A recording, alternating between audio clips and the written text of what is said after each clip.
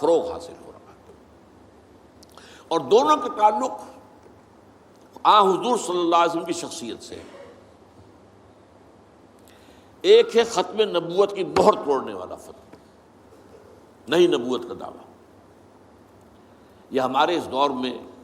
کچھ عرصے پہلے ایران میں ایک شخص بہا اللہ اٹھا، اور بہائی آج بھی دنیا میں موجود ہے اور مسلمان ممالک میں موجود ہیں، اور ان کے جو ہے وہ اپنے دفاتر ہوتے ہیں، ان کے جو ہے لائبریریز ہوتی ہیں، ان کے ریڈنگ رومز ہوتے ہیں، اور ویسٹ میں تو بہت بہا اللہ بہائی، یہاں تو آپ زیادہ واقف نہیں۔ لیکن اس کے بعد جو بہت بڑا فتنہ اس وقت ہے، جسے مسلسل فروغ حاصل ہو رہا ہے ابھی، اور اسے وہ اپنی صداقت کے دلیل کے طور پر استعمال کر رہے ہیں، کیونکہ پوری مغربی دنیا ان کے پشت پر ہے، وہ ہے قادیانیت کا فتنہ۔ پوری مغربی دنیا، آج آپ کو معلوم ہے پورا مغرب لفظ جہاد سے کانپتا ہے، جہاد کو گالی بنا دیا، جہادسٹ۔ یہ گویا کہ ان کے نزدیک کسی کو کنڈیم کرنا ہو تو جہادسٹ ہے یہ۔ تو یہ جہاد، اس جہاد یعنی قتال کی نفی کی تھی غلام احمد قادیانی نے، اسی لیے انگریزوں کا چہیتا بنا تھا، اس لیے کہ ظاہر بات ہے کہ ہندوستان میں انگریز آ تو گیا تھا، لیکن اس نے یہ نوٹ کر لیا تھا کہ مسلمانوں کے اندر تو جراثیم موجود ہے بغاوت کے، مسلمانوں نے دل سے ہمیں تسلیم نہیں کیا۔ اس کی وجوہات تھی، ایک بات تو یہ تھی کہ مسلمانوں سے تو تم نے حکومت چھینی، ہندو تو پہلے مسلمان کا غلام تھا، اب تمہارا ہو گیا، تو ہندو کے لیے تو معاملہ چینج آف ماسٹرز کا تھا، آقا بدل گئے، یہ تو نہیں کہ وہ حاکم سے محکوم بنایا گیا ہو۔ جبکہ مسلمان حاکم سے محکوم بنائے گئے تو ان کے اندر تو لازماً ایک بدلہ لینے کا جذبہ، انتقام کا جذبہ، اپنا کھویا ہوا مقام حاصل کرنے کا جذبہ جو ہے وہ موجود تھا۔ چنانچہ یہی وجہ ہے کہ حضرت سید احمد شہید بریلوی رحمۃ اللہ علیہ کی تحریک چلی، اگرچہ بہرحال مشیت ایز دی، اور کچھ ان کی بھی اجتہادی غلطی سے وہ ناکام ہو گئے، دنیاوی اعتبار سے بالا کوٹ میں شہید ہو گئے، لیکن یہ ہے کہ اس نے ایک سور پھونک دیا تھا مسلمانوں کے اندر جہاد کا۔ ان کے بعد بھی طویل عرصے تک اس علاقے کے اندر انگریزوں کے خلاف جو ہے وہ جہاد جاری رہا ہے، مسلسل جاری رہا ہے۔ اور اس کے بعد آپ کو معلوم ہے کتنے ہی علماء تھے جو پھانسی چڑھائے گئے ہیں، جن کو جو ہے کالا پانی بھیجا گیا ہے کہ علماء نے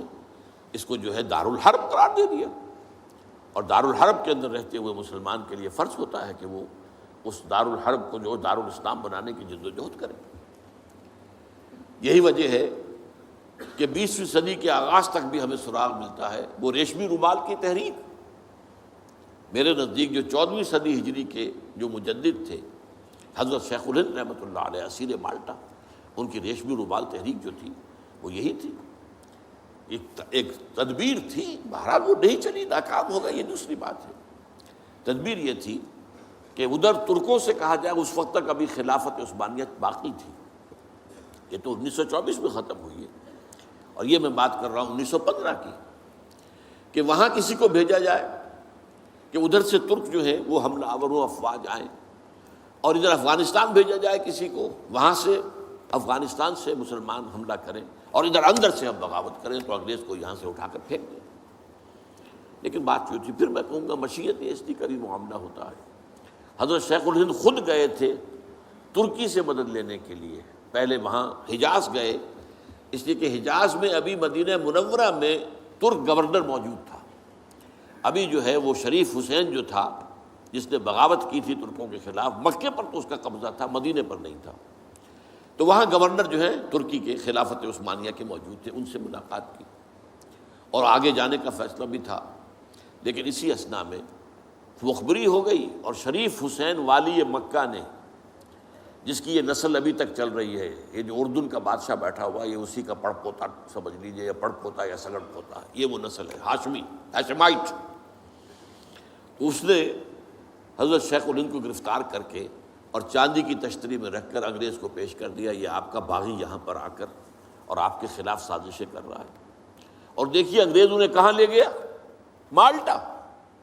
میڈیٹرینین سی کا ایک جزیرہ، بحیرہ روم کا۔ آخر ہندوستان میں بھی تو واپس لا سکتا تھا، ہندوستان کی کسی جیل میں نہیں۔ اقبال کے نفس سے ہے لالے کی آگ تیز، ایسے غزل سرا کو چمن سے نکال دو۔ تو وہاں رکھا ہے انہیں 4 سال وہاں پر وہ، اور ٹی وی جو ہے وہ اپنی آخری حد کو پہنچی ہے تو چھوڑا ہے کہ ہماری اگر قید کے اندر یہ انتقال ہو گیا ان کا تو پھر طوفان اٹھ جائے گا۔ تو ایک فتنہ تو یہ ہے جو ختم نبوت کا، چونکہ اس قتال کے خلاف فتویٰ دیا تھا، دین کے لیے حرام ہے اب دوستو قتال، قتال فی سبیل اللہ ختم ہو گیا، لہذا انگریزوں نے ان کا چہیتا بنا، ان کے فتنے آج بھی پورا ویسٹ جو ہے، یورپ میں، امریکہ میں، انگلینڈ میں آج کل ان کا مرکز ہے، اور ان کے خطبے جو ہیں اس کے امام جو کہلاتا ہے خلیفہ، وہ آپ کو معلوم ہے کہ وہ سیٹلائٹس کے اوپر جو ہے وہ نشر ہوتا ہے۔ دوسرا فتنہ جو ہے جو اپنی تاثیر کے اعتبار سے اس پہلو سے اس سے بھی زیادہ خطرناک ہے کہ وہ زیادہ پھیل رہا ہے اور اس کا ادراک اور احساس نہیں ہے۔ ختم نبوت کا معاملہ تو ایسا ہے جو اتنا واضح ہے، کسی کا نبوت کا دعویٰ کرنا اتنا واضح ہے کہ ہر مسلمان سمجھ لے گا کہ واقعی وہ تو دائرہ اسلام سے خارج ہو گئے، اور جو اسے مانے وہ دائرہ اسلام سے خارج۔ چنانچہ یہ فیصلہ جو ہے ہمارے ہاں آپ کو معلوم ہے سرکاری سطح پر، حکومتی سطح پر، ریاست کی سطح پر، پارلیمنٹ نے طے کیا کہ قادیانی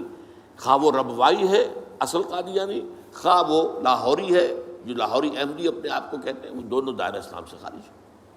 لیکن یہ دوسرا فتنہ وہ ہے کہ جو اندر ہی اندر جیسے دیمک جو ہے لکڑی کو کھا جاتی ہے، ان کا یہ فتنہ ہے انکار حدیث کا فتنہ۔ قرآن مانیں گے، قرآن کو سمجھیں گے، حدیث ہاں ٹھیک ہے، حدیث اپنی جگہ ہے، اس میں اخلاقی تعلیمات جو ہیں ان کو ہم سر سے سینے سے لگائیں گے، لیکن مطاع جو ہے حضور کی ذات صرف اپنے زمانے کے لیے تھی، بعد کے لیے نہیں۔ میں نے جو آج آپ کو آیات سنائی تھی، قل اطیعوا اللہ واطیعوا الرسول، اے نبی کہہ دیجئے اطاعت کرو اللہ کی اور اطاعت کرو رسول کی صلی اللہ علیہ وسلم۔ فَإِن تَوَلَّوْا، پھر اے نبی اگر یہ پیٹھ موڑ لے، فَإِنَّمَا عَلَيْهِ مَا حُمِّلَ وَعَلَيْكُمْ مَا حُمِّلْتُمْ، تو ان سے کہہ دیجئے، انہیں یہ بات بتا دیجئے کہ جو ذمہ داری ہم نے ڈالی اپنے رسول پر وہ اسی کے مسئول ہوں گے، جو ذمہ داری تم پر پڑی ہے اس کے مسئول تم ہوگے۔ وَإِن تُطِيعُوهُ تَهْتَدُوا، اور اگر تم ان کی اطاعت کرو گے تبھی تم ہدایت پر ہوگے۔ دوسرا سورۃ تغابن کی آیت میں نے آپ کو سنائی تھی، وَأَطِيعُوا اللَّهَ وَأَطِيعُوا الرَّسُولَ فَإِن تَوَلَّيْتُمْ فَإِنَّمَا عَلَىٰ رَسُولِنَا الْبَلَاغُ الْمُبِينُ، اطاعت کرو اللہ کی، اطاعت کرو رسول کی صلی اللہ علیہ وسلم۔ پھر اگر تم نے پیٹھ موڑ لی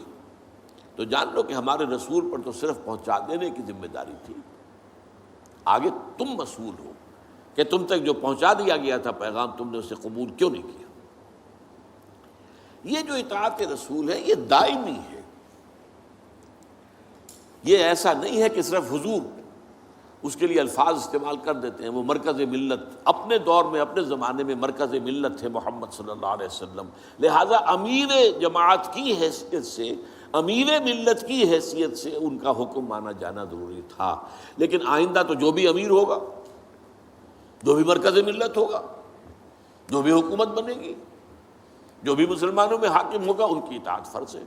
اور یہ فتنہ اس تیزی سے پھیلا ہے، اس تیزی سے پھیلا ہے، اس لیے کہ شریعت کی بہت سی پابندیاں ان لوگوں نے اسی حوالے سے حدیث کو اٹھا کر پھینک دیا۔ پردہ کوئی شے نہیں ہے، کوئی خاص شے نہیں ہے، پردہ جو ہے یہ تو ایک خاص دور کا کلچر تھا بس۔ اب قرآن مجید کی آیات کی جو ہے وہ غلط تعویلیں کر رہے ہیں، ترجمے غلط کر رہے ہیں۔ اب عام آدمی جو ہے، عام جدید تعلیم یافتہ آدمی جو ہے، اسے کہاں عربی کا پتہ ہے، وہ اسے کہاں پتہ چلتا ہے کہ یہ جو آیت کا ترجمہ کیا جا رہا ہے یہ غلط کیا جا رہا ہے، ٹیڑھا کیا جا رہا ہے۔ یہی آیات کے ترجمے میں تحریف قادیانیوں نے کی ہے۔ ان کا ایک عام مبلغ اور ان کے زیر اثر کوئی شخص آئے آپ سے بات کرے، آپ ہکا بکا رہ جائیں گے، وہ آیتوں پر آیتیں پیش کرے گا لیکن ترجمے اس کے غلط کر رہے ہیں۔ آخر وہی آیتیں ہیں جو 1400 برس تھے مسلمان جو ہیں صحابہ سے لے کر اور ہمارے دور تک علماء پڑھتے آئے ہیں، ان کا ترجمہ انہوں نے کیا۔ تو یہاں پر بھی یہ ہے کہ وہ تعویلیں غلط کرتے ہیں، اور ایسی ایسی تعویلیں کہ ذرا سے بھی عقل اگر ہوتا کیا ہے، انسان کی مت ماری جاتی ہے۔ کسی خاص معاملے میں آپ کسی شخص سے متاثر ہو گئے، اب اس کی ہر بات آپ قبول کرتے جائیں گے، اس پر جو ہے تنقیدی نگاہ نہیں ڈالیں گے، یہ کمزوری ہے۔ چنانچہ ایسی ایسی تعویلیں بھی ہیں کہ یہ قرآن مجید میں جو آیا ہے کہ چور مرد ہو یا عورت ان کے ہاتھ کاٹ دیے جائیں، اس کا مطلب ہاتھ کاٹنا نہیں ہے، تو مولویوں نے خام کا غلط بات سمجھی ہے، تو بڑا وحشیانہ فعل ہے۔ اس کا مطلب یہ ہے ہاتھ کاٹ دو، جیسے کہ کبھی والدین کہتے ہیں اپنے بیٹے بیٹے تم نے تو ہمارے ہاتھ کاٹ دیے، یعنی کوئی معاملہ ایسا ہے کہ تم نے ایسی بات کر دی ہے کہ اب ہمارے پاس کچھ نہیں رہا، کوئی چارہ کاری نہیں، تو گویا کہ تم نے ہمارے ہاتھ کاٹ دیے۔ تو ایسا معاشرہ پیدا کر دو کہ چوری کی ضرورت ہی نہ ہو، بس یہ ہے ہاتھ کاٹ دینا، معاذ اللہ۔ حالانکہ قرآن مجید اس کے بعد کہتا ہے جزاء لما کسبا نکالا من اللہ، یہ جو سزا ہے اللہ کی طرف سے اور ان کے کیے کا کرتوت کا بدلہ ہے، یہ بات کہی جا رہی ہے۔ تو یہ جو ہے ایسا نظام قائم کر دینا، یہ کوئی سزا ہے؟ یہ کوئی عبرت کی بات ہے؟ یہ تو بہت اچھی بات ہے۔ لیکن یہ کہ وہ لوگ جو پرویز غلام احمد پرویز، عجیب بات یہ ہے کہ پنجاب نے یہ دو غلام احمد پیدا کیے، غلام احمد قادیانی، غلام احمد پرویز، ایک نے مہر ختم نبوت کو توڑا اور ایک نے حدیث کے بارے میں اور مستقل طور پر سنت رسول کو شریعت کے بنیاد ہونے کی حیثیت سے چیلنج کر دیا۔ اور یہ فتنہ میں آپ سے عرض کر رہا ہوں، آج چونکہ جیسے قادیانیوں کو پوری مغرب کی سپورٹ ہے، ایسے اس فتنے کو بھی، چونکہ وہ کلیش آف سویلائزیشن میں اسلامی تہذیب کو ختم کرنے کے درپے ہو گئے ہیں، اور اسلامی تہذیب کا اور شریعت کا دار و مدار اکثر و بیشتر تو حدیث پر ہے، سنت پر ہے، لہٰذا وہ دین کی جڑ کاٹنے کے لیے یہ جو انکار حدیث کا فتنہ، یہ استخفاف حدیث کا فتنہ ہے، اس کو سپورٹ کر رہے ہیں۔ اور رینڈ کارپوریشن کی جو سفارشات ہیں ان میں شامل تھا یہ کہ ایسے ماڈرنسٹ کہ جو اسلام کی ایسی تعبیریں کریں جو ہماری تہذیب کے ساتھ مماثل ہو جائیں، تو ان کو سپورٹ کیا جائے اور انہیں خاص طور پر الیکٹرانک میڈیا پر انہیں ایکسپوجر دیا جائے، اور آج یہ ہو رہا ہے پاکستان میں بڑے پیمانے پر۔ تو یہ جو ہے اس اعتبار سے آج زیادہ ضرورت ہے کہ ہم حدیث نبوی کا مطالعہ کریں، تاکہ اس کی عظمت جو ہے وہ ہمارے دلوں میں جاگزیں ہو جائے، اور حضور صلی اللہ علیہ وسلم کے ساتھ ایک محبت کا اشتوا جو ہے رشتہ مضبوط ہو جائے۔